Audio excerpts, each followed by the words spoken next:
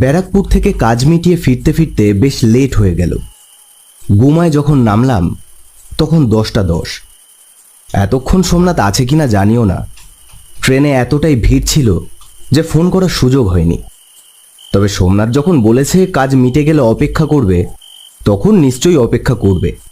স্টেশনের বাইরে এসে ফোন করলাম সোমনাথকে। সুইচ অফ বলছে। কি ব্যাপার? শুটে আসলে সোমনাথ সবসময় ফোনটা ফুল চার্জ দিয়ে নিয়ে আসে, তাহলে সুইচ অফ থাকবে কেন? তাহলে কি এখনো শুট কমপ্লিট হয়নি?